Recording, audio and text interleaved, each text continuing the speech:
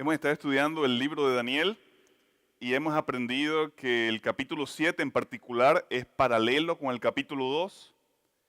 En el capítulo 2 encontramos 4 imperios, 4 reinos: Babilonia, Medo-Persia, Grecia y el imperio romano, los 10 dedos que representan las divisiones de Europa. Y exactamente lo mismo lo encontramos en Daniel capítulo 7. El mismo paralelismo, encontramos los 4 imperios: Babilonia, Medo-Persia, Grecia, Roma.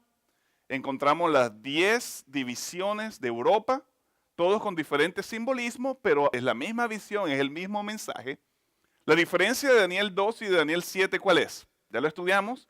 La diferencia es que en Daniel 2, el reino de Dios, representado por la piedra o la roca, viene inmediatamente después de las 10 divisiones, mientras que Daniel 7 expande la visión, da más información. ¿Cuál es la información extra que encontramos en Daniel 7? Encontramos que después de las 10 divisiones de Europa, representados por los 10 cuernos, van a aparecer 2 eventos más. Número 1 es el cuerno pequeño y número 2 es el juicio. Y después de eso va a venir el reino de Dios. En Daniel 8 ocurre exactamente lo mismo. En Daniel 8 vamos a ver las mismas escenas, en cierto sentido los mismos eventos, los mismos imperios, pero con simbolismo diferente. Y también vamos a ver que Daniel 8 da más información. Daniel 8 expande. Daniel 8 da más detalles de lo ocurrido. Hemos hablado acerca del sistema de sacrificios. Y mencionamos que un individuo no podía presentarse en el santuario a menos que fuera con un cordero, con un sacrificio. Así que nosotros no tenemos ningún tipo de autoridad, no tenemos ningún tipo de privilegios si no tenemos al cordero. Y el cordero en este sistema de sacrificio representaba a Cristo Jesús. El libro de Apocalipsis solamente nos dice 27 veces que Jesús es el cordero. Así que nosotros necesitamos un sacrificio y ese cordero ya murió por nosotros, Jesús mismo. Dice Romanos capítulo 5 versículo 10, porque si cuando éramos enemigos fuimos reconciliados con Dios por la muerte de su Hijo, mucho más, habiendo sido reconciliados, seremos salvos por su vida. Romanos capítulo 5 versículo 10. Así que Jesús, el cordero, estaba trabajando para darnos reconciliación con Dios. Pero tampoco podemos presentarnos ante Dios sin un sacerdote. Y también la Biblia nos enseña que ese sacerdote es Jesús. Jesús es el cordero que murió por nosotros, pero también Jesús es el sacerdote que vive y que intercede por nosotros. Hemos estudiado que así como hubo un santuario en la tierra, hay también un santuario ¿en dónde? En el cielo. Éxodo capítulo 26, versículo 30 nos dice: construye el santuario conforme al modelo que te fue mostrado en el monte. Así que el santuario de Moisés, o el tabernáculo de Moisés, era una representación en miniatura, podemos decir, del modelo o del cielo. El santuario en la tierra iba a representar el segundo centro de operación, el segundo centro de control de Dios. Porque el santuario celestial, el templo celestial, es el ¿qué cosa? El lugar primario de operación de Dios. Es allí donde el Señor se manifiesta, es allí donde el Señor responde a nuestras angustias, a nuestras oraciones. Es allí inclusive donde está el mismo trono de Dios. Hebreos capítulo 8, versículo 1 dice: lo principal de lo que venimos diciendo es que tenemos un sumo sacerdote que se sentó a la diestra del trono de la majestad en el cielo y es ministro ¿en dónde? Del santuario, de aquel verdadero santuario que el Señor levantó y no el hombre. Hebreos 8, 1 y 2. Así que hay un santuario en el cielo.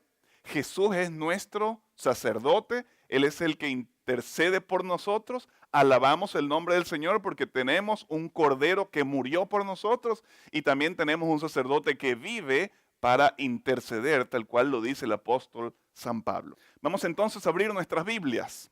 En el capítulo 8 del libro de Daniel, vamos a tomar en cuenta lo que mencionamos anteriormente, así como el capítulo 7 es una repetición, pudiéramos decir, del capítulo 2, con la diferencia que el capítulo 7 expande la visión. da más información de la visión. Lo mismo ocurre en el capítulo 8. El capítulo 2, el capítulo 7, el capítulo 8 son paralelos. Daniel 8 da entonces más información de estos eventos o de estas escenas finales. Vamos a leer entonces los primeros versículos del capítulo 8. Esta visión que vamos a leer a continuación se divide en dos. Así que en este momento vamos a leer la primera visión. Daniel capítulo 8, vamos a leer los versículos 1 al 12. Esta es la primera parte de la visión. Dice el texto bíblico: en el tercer año del reinado de Belsasar, me apareció una visión a mí, Daniel, después de la que había tenido antes. ¿Cuál visión había tenido antes? Capítulo 7. No el capítulo 2, porque el sueño y la visión del capítulo 2 no la tuvo Daniel, ¿la tuvo quién? La tuvo el rey Nabucodonosor. Y él dice: durante la visión me vi junto al río Ulai en Susa, capital del reino, en la provincia de Elam.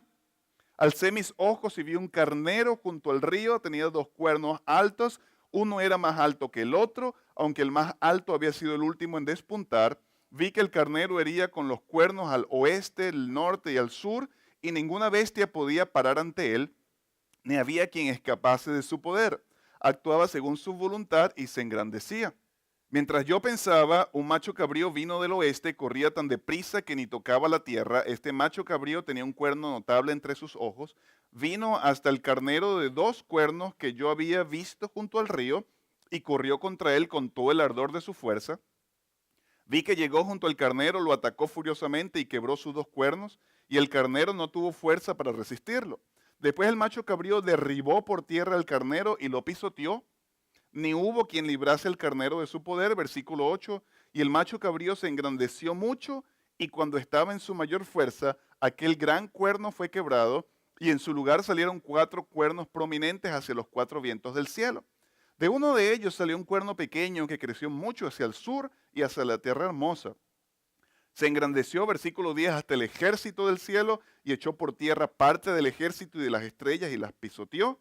Aún contra el príncipe del ejército se engrandeció y quitó el continuo, y el lugar de su santuario fue echado por tierra.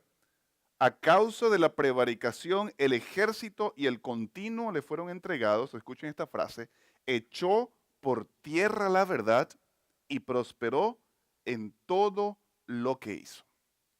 Así que en esta primera parte de la visión encontramos varios animales. Vamos a estudiar cuál es el significado de estos animales. El primero de ellos dice el versículo 2, alcé mis ojos y vi un carnero junto al río. ¿Cuáles son las características de este carnero? Vamos a ver qué dice el versículo 3. Tenía 2 cuernos, ¿de qué tamaño? 2 cuernos altos. Uno era más alto que el otro, aunque el más alto había sido el último en despuntar. Vamos a parar allí. ¿Dónde ustedes han escuchado características similares a estas? En el capítulo anterior, ¿no es cierto? En el capítulo 7. ¿Qué animal en el capítulo 7 tenía 2 partes, que una era más grande que la otra? El oso. ¿Y el oso representaba a qué imperio? Al imperio medo-persa. Noten, este carnero tiene 2 cuernos altos, uno era más alto que el otro. El cuerno más alto había sido el último en despuntar. ¿Okay? El versículo 4 dice: vi que el carnero hería con los cuernos al oeste, al norte, al sur, y ninguna bestia podía parar ante él, ni había quien escapase de su poder. Actuaba según su voluntad y se engrandecía. Definitivamente este carnero representa el imperio medo-persa. El imperio medo-persa, noten nuevamente en Daniel 7, está representado ¿por qué cosa? Por un oso que estaba inclinado más de un lado, así como estos 2 cuernos. También dice que el cuerno más alto había sido el último en despuntar. Yo les mencioné que por muchos años los medos reinaban o tenían mayor poder que los persas, hasta que en el año 550 se levanta un rey llamado Ciro, y el rey Ciro subyuga a través de complots a los medos, unifica el reino. Ahora no era el reino de los persas, el reino de los medos, no, ahora era el reino medo-persa, y yo les mencioné que fue algo parecido a lo que hizo Kamehameha cuando unió aquí a todas las islas de Hawái en un solo reino. Sin embargo, los persas, bajo el liderazgo de Ciro, tenían más poder. Exactamente la descripción que está aquí en el versículo 3. Ahora, en el versículo 4 dice que este carnero hería con los cuernos, ¿en cuántas direcciones? 3 direcciones, al oeste, al norte y al sur. ¿Cuántas costillas tenía el oso en su boca? 3 costillas. Noten, hacia el oeste, hacia el norte y hacia el sur. Hacia el oeste representa Babilonia. Y ya estudiamos que el imperio medo-persa dominó al imperio babilónico en el año 539. Dice el texto bíblico hacia el norte es Lidia, como ustedes lo pueden ver en el mapa. Y el imperio medo-persa subyugó a los lidios en el año 547. Y también dice hacia el sur, es decir, hacia Egipto. Y tal cual lo establecía la profecía, la historia nos ratifica que los medos y los persas subyugaron a los egipcios en el año 525. Por lo tanto, este carnero es símbolo ¿de quién? ¿De qué imperio? De Medo-Persa. Ahora ustedes dirán, Elías, pero eso es especulación tuya. Bueno, primero tiene sentido. Vemos exactamente el paralelismo con el capítulo 7. La historia lo ha demostrado. Pero queridos, ¿cuál es el principio bíblico que hemos estado estudiando? Un poquito aquí, un poquito ya. Pasen la página de su Biblia. Vamos al versículo 20 del mismo capítulo. No tenemos que ir muy lejos. Aquel carnero que viste con 2 cuernos representa a los reyes ¿de quién? De Medo y Persa. La misma Biblia nos los dice. La misma Biblia nos los dice. Así que aquí encontramos a Medo y Persa. Y les espérate un momentito. Tú dijiste que el capítulo 7 y el capítulo 2 son paralelos con este capítulo que estamos estudiando, el 8. Y al leer estos 2 capítulos yo me encuentro que el primer imperio es el imperio babilónico. Ahora aquí comienza con el imperio Medo-Persia. Eso es cierto. Pero acuérdense que ya en este momento, en el 3er año del reinado de Belsasar, como comienza Daniel explicando, nos dice que el imperio babilónico ya tenía sus días contados. Unos años más tarde el imperio babilónico ya iba a dejar de existir. Daniel no está muy interesado en el imperio babilónico, ya Nabucodonosor no estaba, ya él sabía que Belsasar tampoco era un hombre fiel, así que Daniel se está enfocando en los eventos que van a venir más tarde. Vamos a seguir leyendo. Versículo 5. Mientras yo pensaba, un macho cabrío vino del oeste, corría tan deprisa que ni tocaba la tierra. Este macho cabrío tenía un cuerno notable entre sus ojos. Si el capítulo 8 es paralelo con el 2 y el 7, y si ya la Biblia nos dice que Medo-Persia está representado por este carnero, ¿qué imperio vino inmediatamente después de Medo-Persia en los capítulos anteriores? El imperio griego. Por lo tanto, no debemos tener temor de identificar a este macho cabrío como ¿quién? Como Grecia. Ahora, el mismo texto nos da características. Dice que vino del oeste, de lo cual la historia nos ratifica que las campañas de Alejandro comenzaron desde el oeste, geográficamente hablando. Grecia estaba situada en el oeste, corría tan deprisa que ni tocaba la tierra. ¿Cómo está representado Grecia en Daniel 7? Con un leopardo. ¿Y el leopardo qué tipo de animal es? ¿Cuál es una de las cualidades del leopardo? Es un animal muy veloz. ¿Qué otra característica encontramos en Daniel 7 en el leopardo que representa a Grecia? ¿Tenía qué cosa? ¿Cuántas alas? 4 alas ¿de qué? De aves. Y mencionamos que la visión nos está enfatizando que la conquista de Grecia sería una conquista como veloz, rápida. Y yo les mencionaba que si queremos nosotros representar con animales un movimiento brusco, un movimiento rápido, no lo vamos a hacer con una tortuga, ¿verdad? Bueno, exactamente lo mismo ocurre aquí. Es la misma descripción, noten. Este macho cabrío tenía un cuerno notable entre sus ojos. ¿Cómo se llamó el líder del imperio griego? Alejandro. Alejandro tenía apenas 32 años y ya había conquistado el mundo. Pero aprendimos también una lección, que Alejandro no pudo conquistarse a sí mismo. Y murió un año después cuando él tenía 33. Mientras yo pensaba, un macho cabrío vino del oeste, ya estudiamos eso, versículo 6, vino hasta el carnero de 2 cuernos que yo había visto junto al río. ¿Quién es este carnero? Medo-Persia. Corrió contra él con todo su ardor y su fuerza y vi que llegó junto al carnero, lo atacó furiosamente y quebró sus 2 cuernos y el carnero no tuvo fuerza para resistirlo. Después el macho cabrío derribó por tierra al carnero y lo pisoteó. Ni hubo quien librase el carnero de su poder, y el macho cabrío se engrandeció mucho, y cuando estaba en su mayor fuerza, aquel gran cuerno fue quebrado, y en su lugar salieron ¿cuántos? 4 cuernos prominentes hacia los 4 vientos del cielo. ¿Cuántas cabezas tenía el leopardo?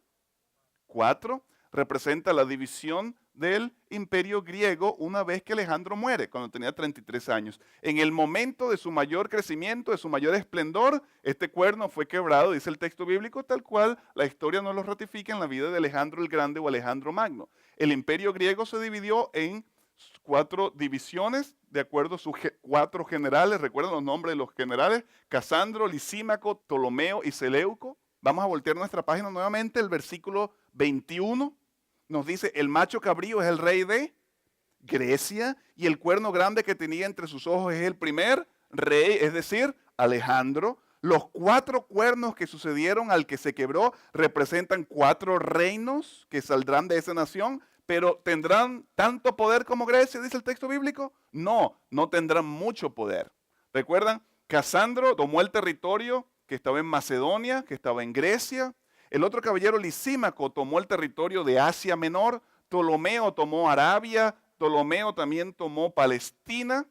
Y Seleuco tomó Siria y Asia del Este. Pero ninguno de estos reinos florecieron bajo el liderazgo de estos caballeros. La profecía, queridos, hemos dicho noche tras noche, no adivina. La profecía bíblica, ¿qué cosa? Sabe. Así que este definitivamente es el cumplimiento ¿de quién? Del imperio griego. Así que ¿quién representa el carnero? ¿Quién representa el carnero? Medo-Persa. El imperio Medo-Persa. ¿Quién representa el macho cabrío? Grecia. ¿Por qué no aparece Babilonia? Porque ya los días de Babilonia estaban contados y la intención de Dios es enfatizar no tanto el imperio babilónico como ocurrió con Nabucodonosor. Recuerden en Daniel 2, tú eres esa cabeza de oro. Dios estaba interesado en lanzarle un mensaje, en darle un mensaje a Nabucodonosor, pero ya eso es historia. Ahora vamos al futuro, dice el Señor. Ahora, si encontramos a Medo-Persia, si encontramos a Grecia, ¿cuál creen ustedes es el orden lógico a seguir? ¿El imperio? El imperio romano. Dice el versículo 9, de uno de ellos salió un cuerno pequeño que creció mucho hacia el sur y hacia la tierra hermosa, se engrandeció hasta el ejército del cielo y echó por tierra parte del ejército y las estrellas y la pisoteó. Pero aquí dice un cuerno pequeño. Aquí no habla de un animal, aquí no habla de el imperio romano, pues ya aprendimos que el cuerno pequeño es símbolo de la apostasía de la bestia, como le llama Apocalipsis 13, del anticristo, que ya lo identificamos. Este cuerno pequeño, queridos, representa ambos. Representa al imperio romano y al mismo tiempo representa al sistema católico papal, como ya lo estudiamos en Daniel capítulo 7. Y ya yo le voy a explicar por qué. Número 1, dice el versículo 9, de uno de ellos, de uno de los 4 vientos, sale un cuerno pequeño que creció mucho hacia el sur y hacia la tierra hermosa. En este versículo 9 encontramos la descripción del imperio romano. La descripción del imperio romano que creció hasta el sur, creció mucho hasta el sur y creció mucho hasta la tierra hermosa. Exactamente este fue el territorio que conquistó el imperio romano. En el siguiente versículo encontramos la siguiente fase del imperio romano, el cual es representada en Daniel 7 como el cuerno pequeño, en Apocalipsis 13 como la bestia, el anticristo. Noten, este poder ahora no se extiende de una manera horizontal, de una manera geográfica, se extiende ¿cómo? Vertical. Dice, se engrandeció hasta el ejército del cielo, echó por tierra parte del ejército y las estrellas y las pisoteó, aún se engrandeció contra el príncipe de los príncipes. Así que este cuerno pequeño simboliza Roma en sus 2 etapas, en su etapa imperial y en su etapa papal. Noten, esto no es de extrañar, porque en el capítulo 7 encontramos que el cuerno pequeño sale ¿de dónde? De la cabeza de la bestia que representa Roma. En Apocalipsis capítulo 3 estudiamos que el dragón le da ¿qué cosa? Su trono, su poder y su gran autoridad a esta bestia, al anticristo. Así que exactamente ocurre lo mismo aquí. ¿Por qué el cuerno pequeño representa simbólicamente a Roma en su etapa imperial y en su etapa papal? ¿Por qué no encontramos otro animal como en los capítulos anteriores para representar al imperio romano? La respuesta es muy sencilla y muy profunda al mismo tiempo. El macho cabrío y el carnero, noten que no son animales tan feos como un león con alas de águila, ¿no es cierto? No son tan feos como un leopardo de 4 cabezas y con alas. No son tan feos como una bestia que es tan fea que ni siquiera se describe. Pero no solamente estos animales no son tan feos. Estos animales los encontramos en la Biblia, en otra parte, en otro contexto. ¿Y saben dónde encontramos al carnero y al macho cabrío? En el santuario. Por lo tanto, la primera parte de la visión del capítulo 8 tiene su énfasis ¿en dónde? En el santuario. Daniel o Dios a través de Daniel no da otro simbolismo a través de otro animal para que la audiencia, para que los lectores, los que están estudiando, es decir, tú y yo, no perdamos de vista el énfasis que es ¿qué cosa? El santuario. Porque el carnero y el macho cabrío lo encontramos ¿en dónde? En el santuario. Así que encontramos un cuerno pequeño que representa, según el versículo 9, al imperio romano que crece hasta el sur, crece mucho hasta el sur, crece mucho hacia la tierra hermosa, es decir, Israel, el Medio Oriente. Y también este cuerno pequeño representa al anticristo, representa a la bestia de Apocalipsis 13, que dice el versículo 10, se iba a engrandecer hasta el mismo cielo, hasta el mismo Dios, y iba a pisotear el ejército de las estrellas y el príncipe de los príncipes, dice el texto bíblico. Esa es la primera parte de la visión. Y ya estudiamos, queridos, quién es este cuerno pequeño, el sistema. Vamos a repasar estas características.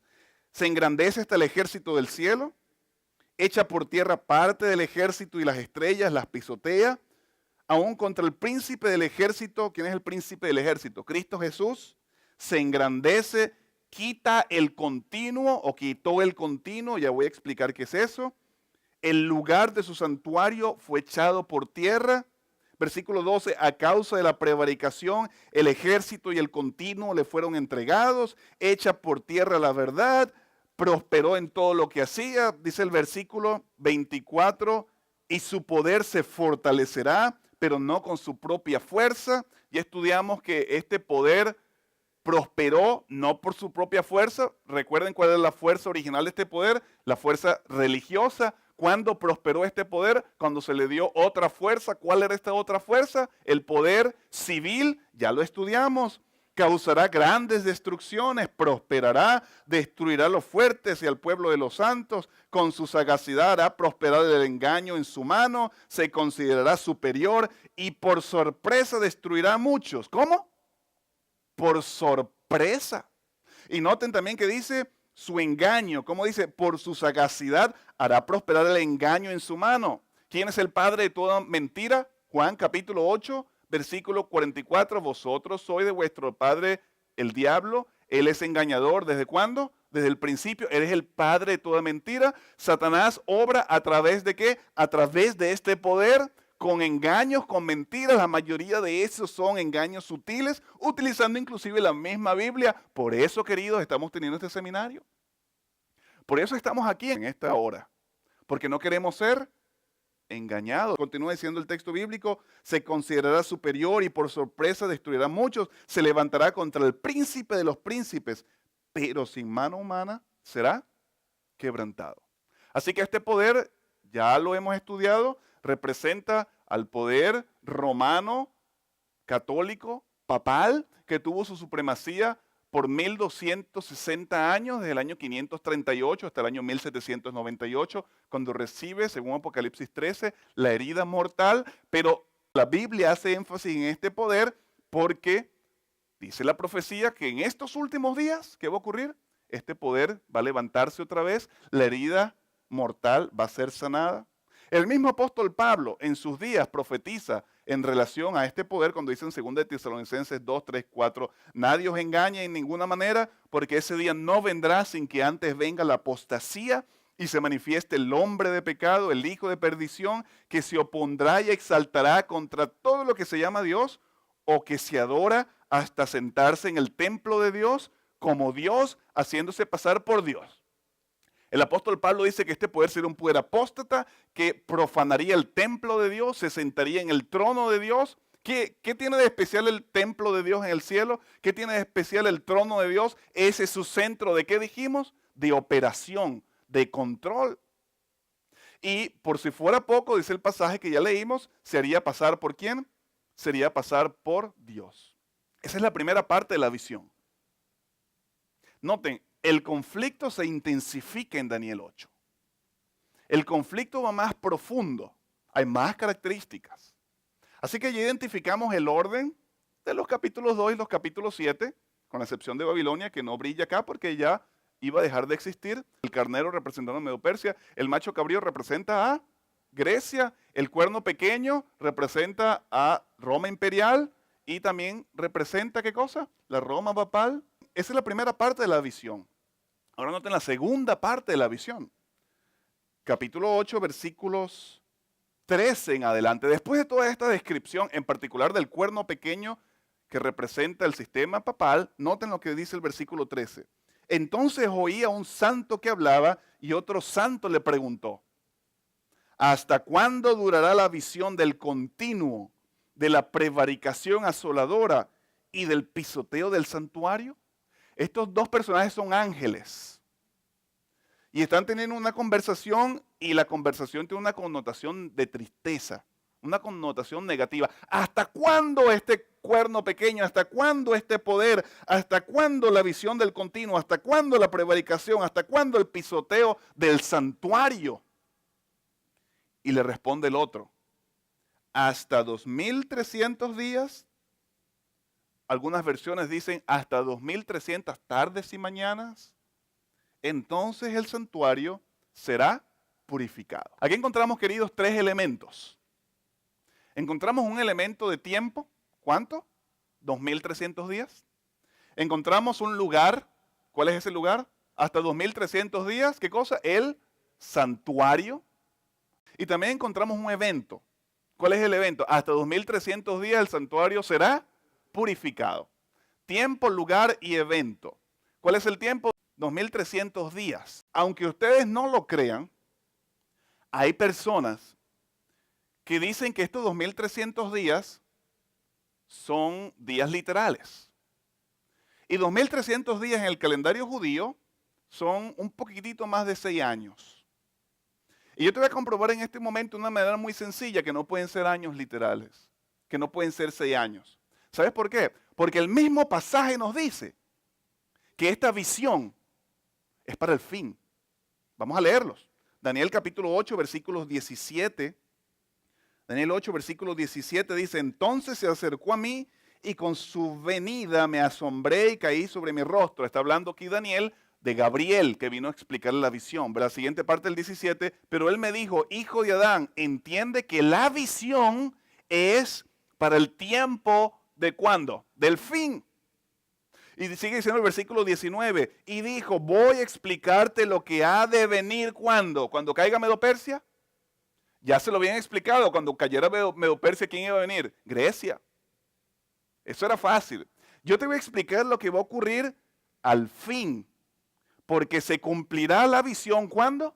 En el tiempo del fin. El versículo 26 dice, la visión de ¿qué cosa? Noten lo específico.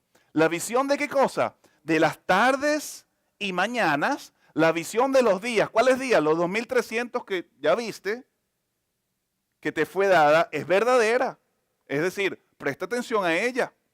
Y la última parte dice, y tú selles la visión, porque ¿es para cuándo? Para un futuro distante, dice mi versión. Para un futuro distante. Así que estos 2300 días no pueden ser 6 años. Alabamos al Señor porque nos ha dado un principio de interpretación. Isaías 28, un poquito aquí, un poquito allá, renglón tras renglón, regla sobre regla, mandato tras mandato. Las cosas espirituales se disciernen. Espiritualmente la Biblia es su propio intérprete y hemos aprendido que cuando estamos estudiando las profecías, un día equivale a un año. Ezequiel capítulo 4, versículo 6 nos dice eso, día por año, día por año. Recuerden, Ezequiel era contemporáneo de Daniel. Cuando Ezequiel dice estas palabras, Ezequiel también está viviendo en Babilonia, muy cerca de donde Daniel vivía el propósito, en diferentes circunstancias, pero ya estaba Ezequiel. Así que cuando estamos estudiando la profecía bíblica, en particular la profecía apocalíptica de Daniel y el libro de Revelaciones o Apocalipsis, un día equivale a un año. Pero esto, queridos, vamos a hablar más adelante. Así que, solamente a manera de introducción, estos 2300 días que aparecen aquí son realmente 2300 años. El lugar. ¿Cuál es el lugar? El santuario será purificado. Yo les hago una pregunta, ¿cuál santuario? Bueno, si la visión es para el futuro distante, es evidente que no puede ser el santuario de Jerusalén, porque el santuario de Jerusalén fue destruido por el rey Nabucodonosor en el año 586, completamente destruido.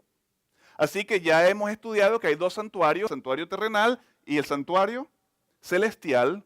Así que cuando ya vimos que el cuerno pequeño se apunta o se engrandece contra el príncipe del ejército y contra el santuario, es evidente que es el santuario celestial. Así que el lugar nos dice que es, ¿qué cosa? El santuario, ¿cuál? Celestial. Y el evento, ¿cuál es el evento?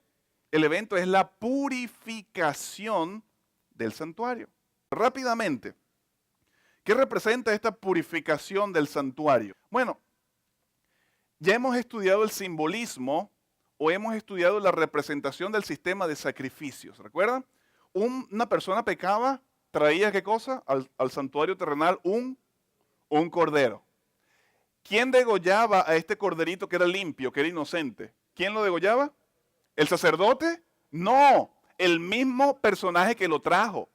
¿Por qué lo trajo? Porque esta persona cometió un error. Y yo les mencioné un ejemplo. Supongamos que un caballero se enoja con su vecino. ¿Y qué? ¿Recuerdan el ejemplo? Lo golpea, sabe que hizo mal, trae el corderito, lo coloca ¿dónde? ¿Dónde lo coloca? ¿En la mesa de los panes? ¿Dónde? En el altar de sacrificio. ¿Dónde estaba el altar de sacrificio? Afuera de los dos compartimientos, en un lugar llamado el atrio, muy cerca de la entrada. Y el mismo caballero, la misma persona, degollaba al corderito. ¿Cuál es la lección inmediata? San Pablo dice en Romanos capítulo 6, versículo 23, la paga del pecado es muerte. No era nada agradable matar a este animalito. Bueno, imagínense cómo se sentía esta persona cuando mataba a este corderito.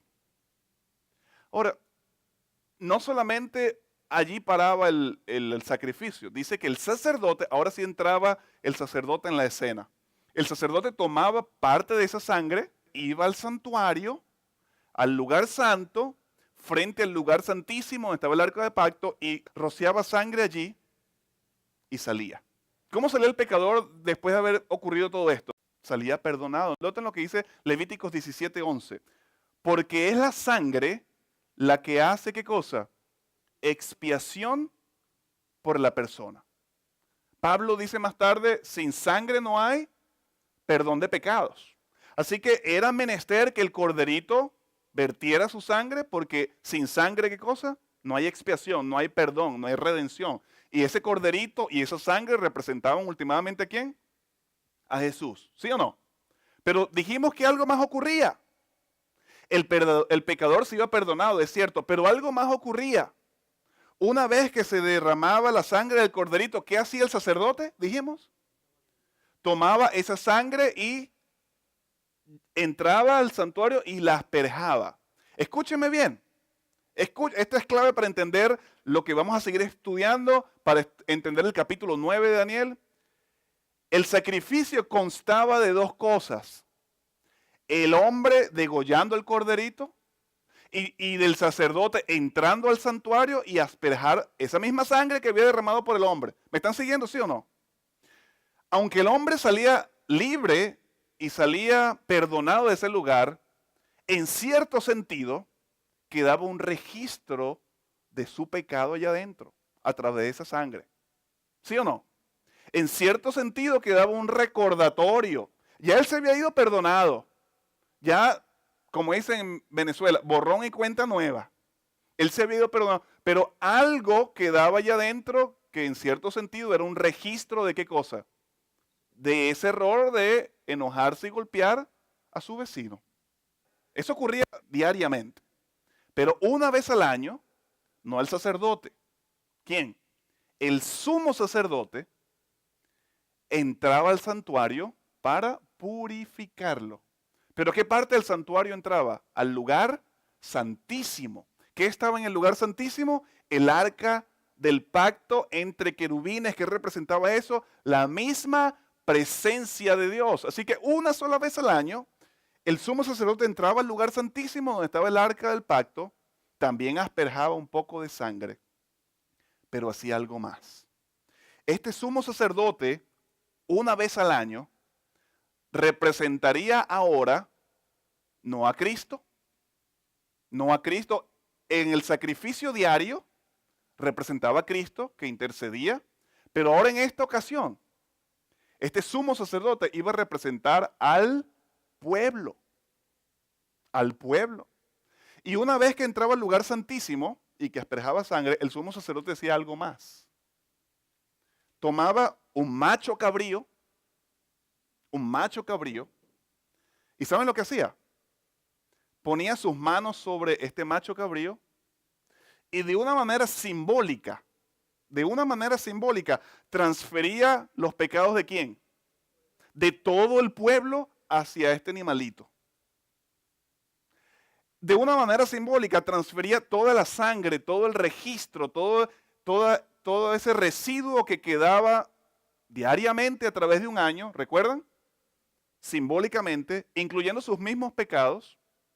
Y dice el texto bíblico que este macho cabrío se le llamaba o se le debía dar por nombre Azazel. Azazel es el príncipe de los demonios. Así como Cristo es el príncipe o el ángel o el jefe, el commander in chief del ejército del cielo, Azazel, Satanás, también es el jefe de los demonios. Así que este macho cabrío representaba ¿a quién? Al mismo Satanás. Todos los pecados simbólicamente hablando, todos los residuos que por cada día estaban allí en el lugar santo, en el santuario, eran transferidos a este animal. Luego dice el texto bíblico, este animal se despedía ¿para dónde? Para el desierto. Para el desierto, y allí este animal, evidentemente, ¿qué cosa? Moría, se desaparecía. La Biblia dice que este era el día de la expiación. Esta palabra es clave, el día de la expiación, cuando todos los pecados del pueblo eran borrados. Durante el año, ¿los pecados del pueblo eran borrados, sí o no? No. Salían perdonados, pero quedaba sangre que representaba parte de ese pecado. ¿Sí me están siguiendo o no? Pero una vez al año, a través de este simbolismo, a través de esta ceremonia, todos los pecados del sumo sacerdote y del pueblo al cual él representaba, ¿eran qué cosa? Completamente borrados. Noten lo que dice Levíticos 16:16. Así purificará el santuario de las impurezas de los israelitas, de sus rebeliones y de todos sus pecados. ¿Cuáles rebeliones? ¿Cuáles impurezas? ¿Cuáles pecados? Las que tomaban lugar ¿cuándo? Diariamente. Diariamente. De la misma manera hará también con la tienda de la reunión que reside entre ellos en medio de sus impurezas. Mientras el sumo sacerdote que representaba al pueblo estaba en el lugar santísimo, purificando el santuario, purificando las impurezas de los israelitas, sus rebeliones y todos sus pecados, el pueblo estaba afuera, ayunando, estaban humillados, era un examen final del corazón. Un examen final del corazón. Era un tiempo de gran solemnidad, porque podía pasar algo. Podía pasar que por algún motivo esa ceremonia no tuviera algún valor para ellos en ese momento. Y entonces sus pecados continuaran, sus pecados no fueran borrados. Por lo tanto, era un momento de grande solemnidad. Noten lo que dice el texto bíblico. Porque en este día se hará expiación por vosotros para purificaros y quedaréis limpios de todos vuestros pecados ante el Señor. Levíticos 16:30. Era un día muy especial porque en ese día ellos iban a hacer ¿qué cosa? Purificados, y a partir de ese día nuevamente iban a quedar ¿qué cosa? Limpios. Por eso era un día de gran solemnidad. Por eso era un día muy especial. ¿Qué iba a ocurrir en ese día? Dice el texto bíblico, vamos a leerlo nuevamente, versículo 30. En ese día se hará expiación por vosotros para purificaros y quedaréis limpios de todos vuestros pecados. ¿Qué ocurría cuando ellos venían y mataban al corderito? ¿Qué ocurría allí? Por haber cometido un error. ¿Cómo salían del santuario? Perdonados. ¿Cómo ellos iban a salir después del día de la expiación, después del día de la purificación, una vez al año? ¿Cómo iban a salir? Limpios o purificados. ¿Están notando la diferencia? Vamos a seguir leyendo. Levítico 23, 28 y 29. Ningún trabajo haréis en este día, porque es el día de la expiación. ¿Para qué cosa? Para reconciliaros ante el Eterno vuestro Dios. Ciertamente toda persona que no se humille en este mismo día será excluida de su pueblo. Esta ceremonia del día de la expiación era una evidencia enorme, una evidencia hermosa que Dios no es un tirano. Que Dios está en el business, que Dios está en el negocio de perdonar, de amar, de procurar el arrepentimiento de sus hijos. Dos cosas ocurrían en el santuario. Una ocurría diariamente y otra ocurría una vez al año. ¿Cuáles eran esas dos cosas? ¿Qué ocurría diariamente? El perdón. La persona que llevaba el corderito y lo degollaba, ¿cómo salía del santuario? Perdonado. En el día de la expiación, ¿cómo salían? Limpios, purificados. Qué interesante. En el Nuevo Testamento encontramos este mismo mensaje. Primero de Juan, capítulo 1, versículo 9. Escuchen esto, leamos esto. Si confesamos, ¿qué cosa? Nuestros pecados, Él es fiel y justo. ¿Para qué cosa? Para perdonar nuestros pecados. Punto. Amén. ¿Sí? ¿Qué más? Y limpiarnos de toda maldad. ¿Cuál es la intención de Dios, queridos? Perdonarnos y limpiarnos. ¿Qué cosa dije?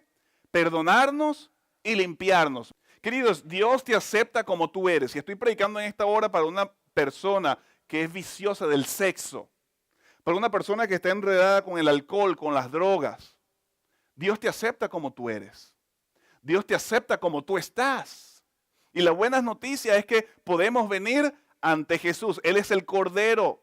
Él ya tomó tu lugar. No tienes que seguir con depresión, no tienes que seguir sufriendo. Jesús te perdona. Jesús te acepta como tú eres. Y ese mensaje, queridos, lo encontramos una y otra vez en la Biblia. Ya en ocasiones anteriores citamos Lucas 19:10. El Hijo del Hombre vino a buscar y a salvar lo que se había perdido. Así que el único requisito para que Dios te ame, para que Dios te abrace, para que Dios te reciba, es que estés perdido o perdida. Pero también la Biblia nos enseña que aunque Dios nos acepta como estamos, Dios no se conforma con dejarnos como estamos. ¿Qué cosa dije? Dios nos acepta como estamos. Dios te acepta como tú eres. Pero Dios no está satisfecho con dejarte como tú eres. Y estas no son malas noticias, queridos. Estas son muy buenas noticias. Dios nos perdona, pero también, ¿qué dice San Juan? Dios nos limpia. Pablo dice algo parecido. Tito capítulo 2, versículos 13 y 14.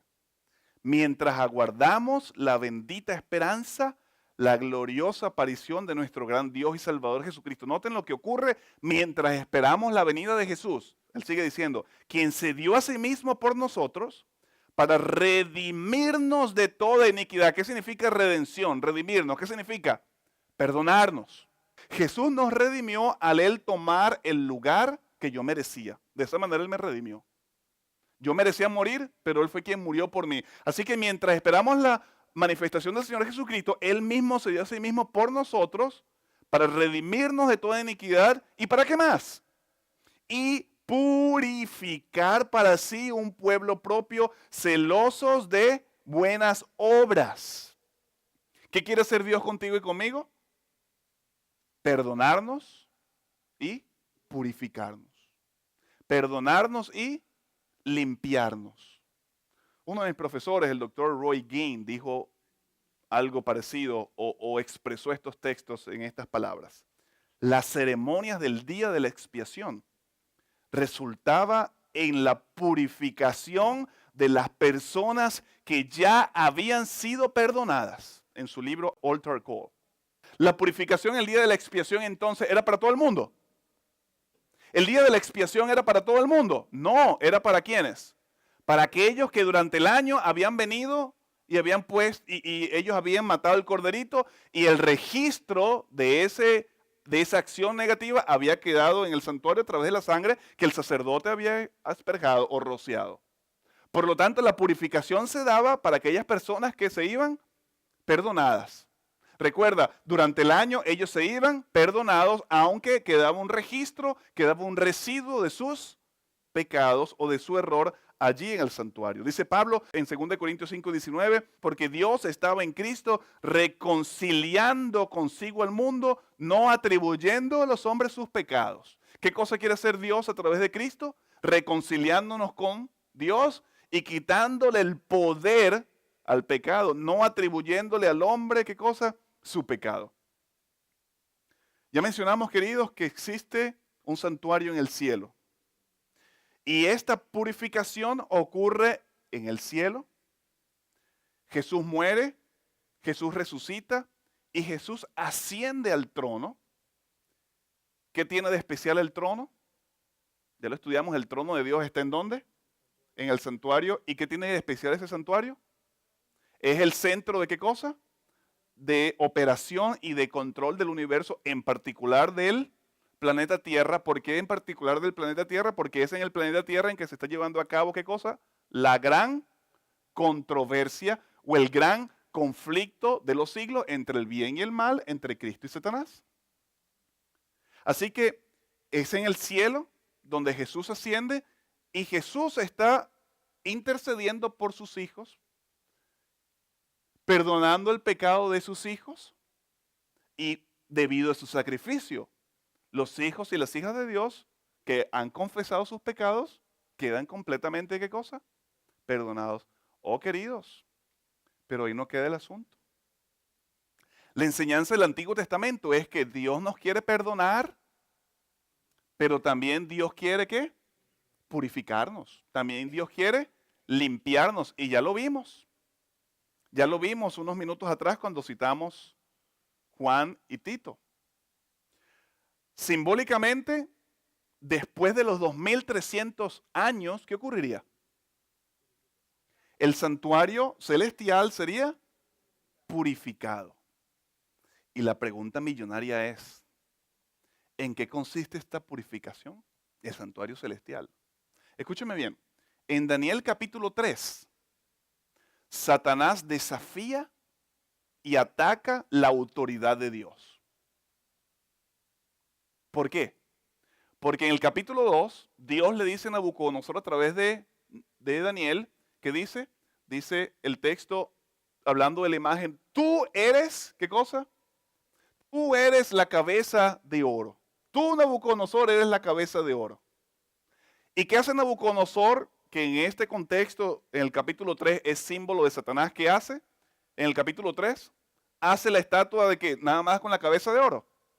No, toda de oro, desafiando a Dios. Dios dice que yo soy la cabeza de oro, pero yo soy todo de oro, la imagen es toda de oro. Así que en el capítulo 3, Satanás está atacando la autoridad de Dios. En el capítulo 7, queridos, Satanás está atacando el reino de Dios.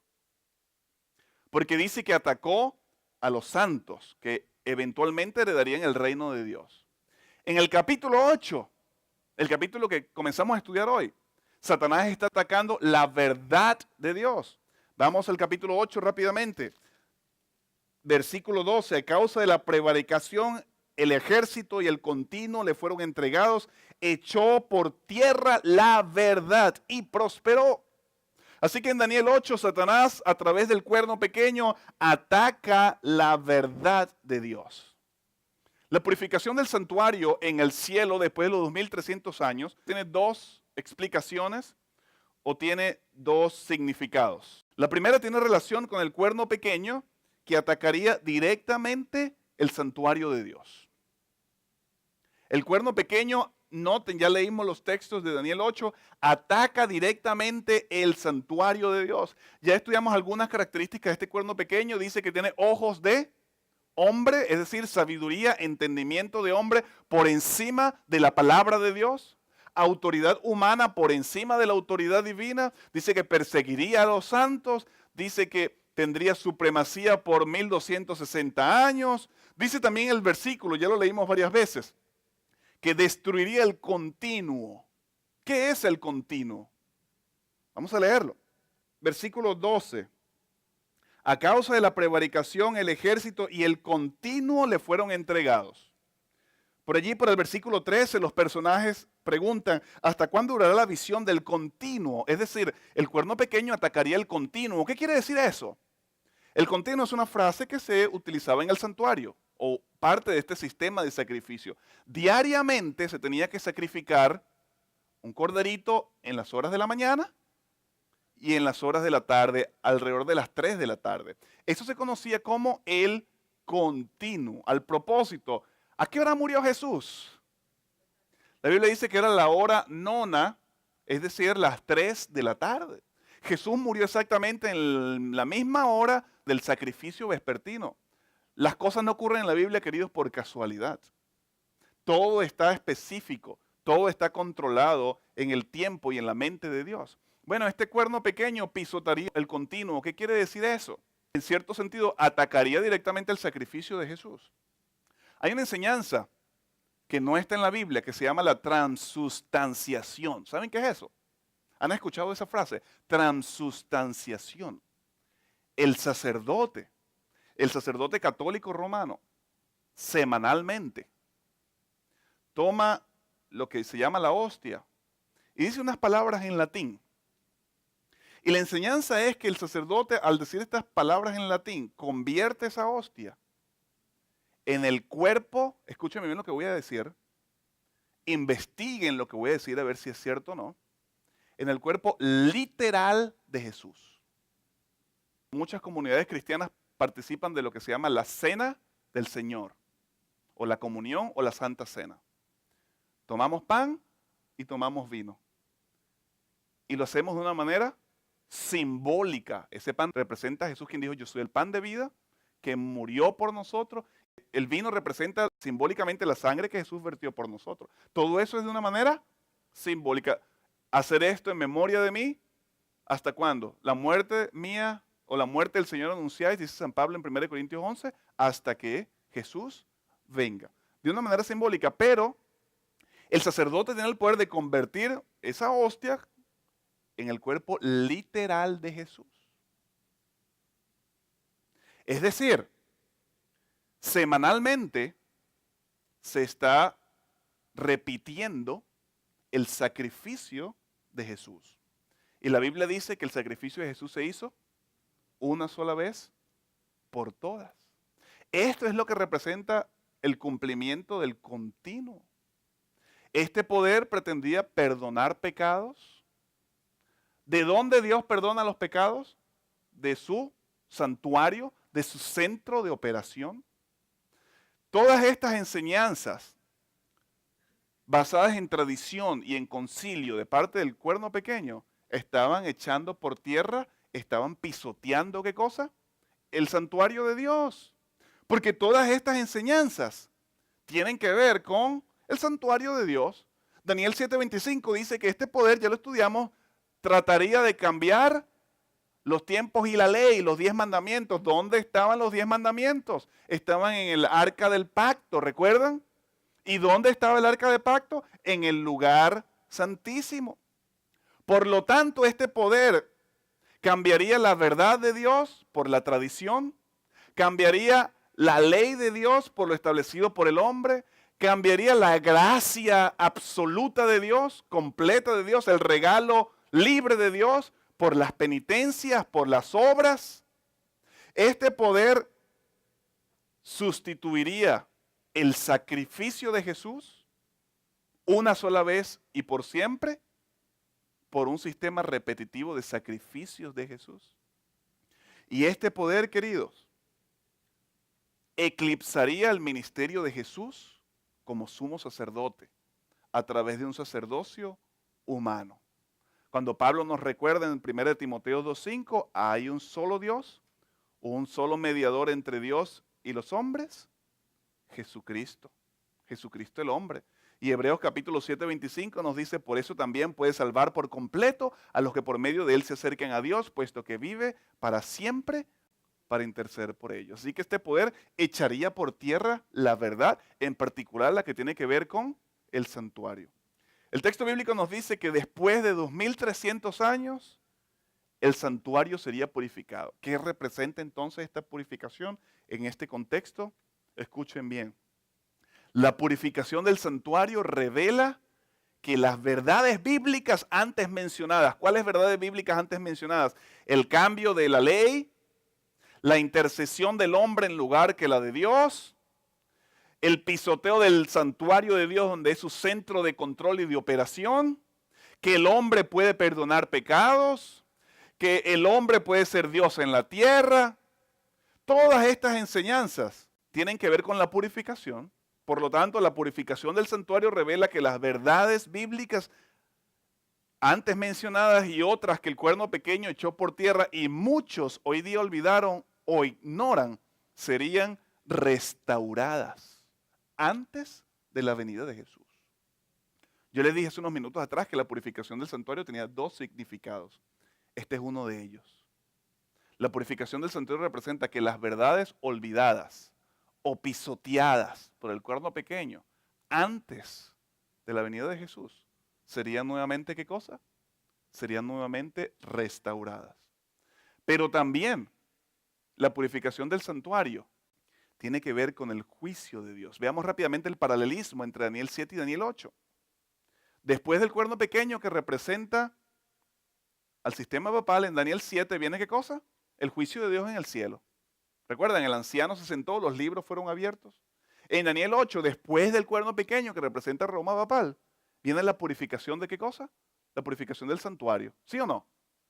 Después del cuerno pequeño, en Daniel 8, aparecen estos dos caballeros hablando. Dice, ¿hasta cuándo será la prevaricación del santuario? ¿Hasta cuándo? Hasta 2300 días el santuario será purificado. Así que si estos dos capítulos son paralelos, y si después de estos dos eventos, en ambos capítulos viene el reino de Dios, eso quiere decir que el juicio de Dios en Daniel 7 y la purificación del santuario en Daniel 8 son uno y el mismo evento. Y ustedes pueden ver el paralelismo en la pantalla. El juicio de Dios en Daniel 7 y la purificación del santuario en Daniel 8 son uno y el mismo evento. Ambos ocurren ¿cuándo? Poco antes de la venida de Cristo Jesús. Daniel 7 nos dice que hay un juicio y el libro de Levíticos en particular, en el contexto del día de la expiación, nos dice que ese día de la expiación o de la purificación del santuario, una vez al año, era un día de juicio. Era un día de ayuno, ya leímos el pasaje, dice Hechos capítulo 17, versículo 30. Por eso, aunque antes Dios pasó por alto los tiempos de la ignorancia, en este tiempo manda a todos los hombres en todos los lugares que se arrepientan. Por cuanto ha establecido un día en el que ha de juzgar al mundo con justicia por medio del hombre, a quien ha designado, dando fe de ello a todos, al resucitarle de entre los muertos. Hechos 17, 30 y 31. Este pasaje nos dice que va a haber ¿qué cosa? Que va a haber un juicio. Y que el llamado de Dios para estos días es arrepentirnos. Noten, este pasaje fue escrito después de la cruz. ¿Por qué digo esto? Porque son muchas personas que dicen que el juicio se dio cuando Jesús murió en la cruz. Y es cierto. En cierto sentido ocurrió un juicio en la cruz cuando Satanás es desenmascarado ante el universo y al mismo tiempo es condenado. Pero aquí la Biblia está sugiriendo otro juicio. Noten lo que dice Pablo en Romanos 2:16. En el día en que conforme a mi evangelio Dios juzgue los secretos de los hombres por medio de Cristo Jesús, Romanos 2:16. En el mismo Romanos capítulo 14 versículo 10 dice, pero tú ¿por qué juzgas a tu hermano? O tú también ¿por qué menosprecias a tu hermano? Pues todos compareceremos ante el tribunal de Cristo. En 2 Corintios 5:10 se nos dice, porque es necesario que todos nosotros comparezcamos ante el tribunal de Cristo para que cada uno reciba según lo que haya hecho por medio del cuerpo, sea bueno o sea malo. Es decir, este juicio ocurriría después del año 31, el año en que Jesús murió. Ocurriría después del año 1798, porque ya vimos que el juicio viene después de la supremacía del cuerno pequeño, de esos 1260 años que terminaron el 2 de febrero de 1798. Es decir, la Biblia nos enseña que en algún momento después de 1798, pero por supuesto antes de la venida de Jesús, iba a ocurrir esta purificación, iba a ocurrir este juicio en el cielo. Daniel capítulo 7, versículo 10 nos recuerda que en este momento, porque nosotros vivimos después de 1798 y obviamente vivimos antes de la venida de Jesús.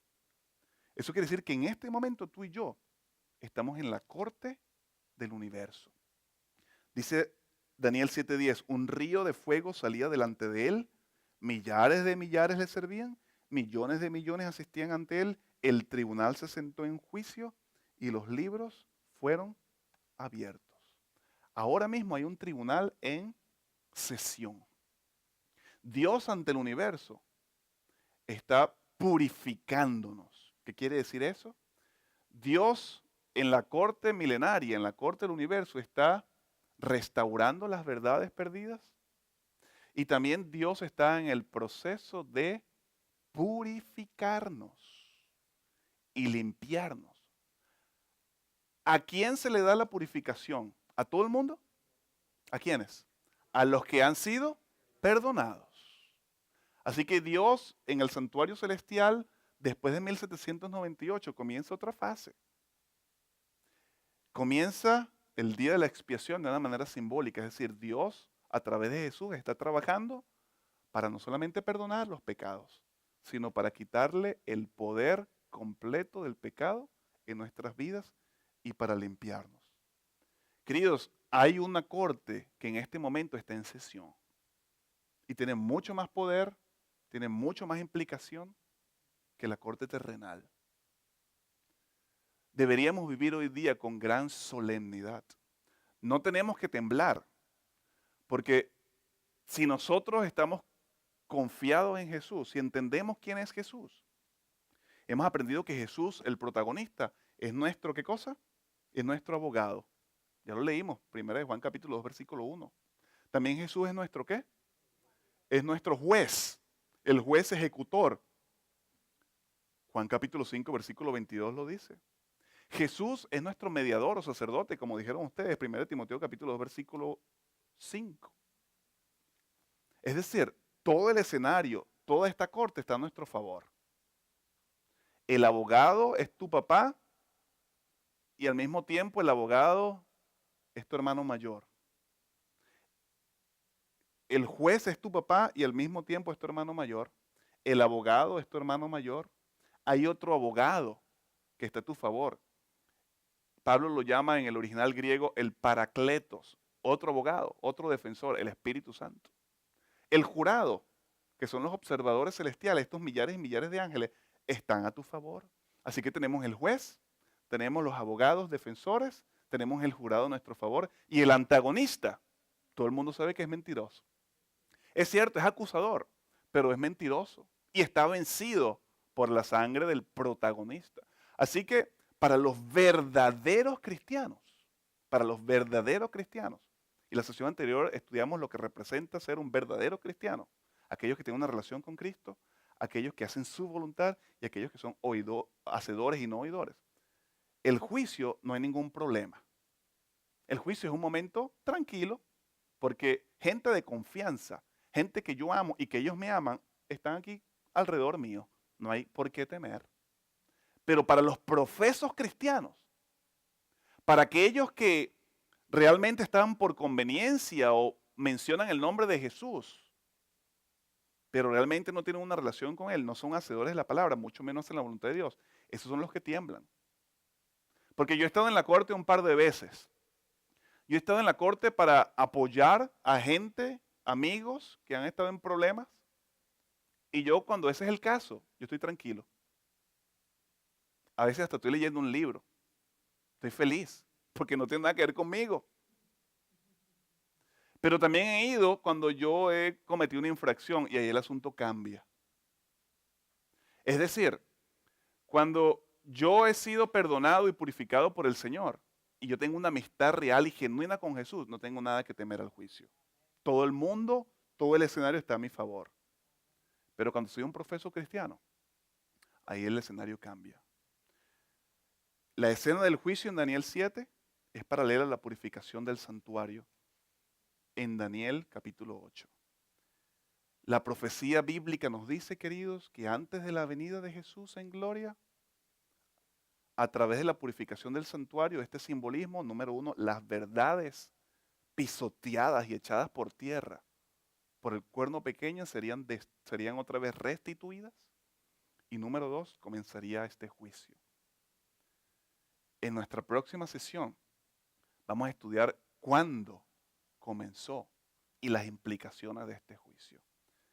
Pero me resta decirles que estamos viviendo en días solemnes y hoy más que nunca tenemos que hacer las paces, reconciliarnos con el juez y con el abogado. Y de esa manera seremos absueltos, inclusive disfrutaremos estando en estas cortes celestiales.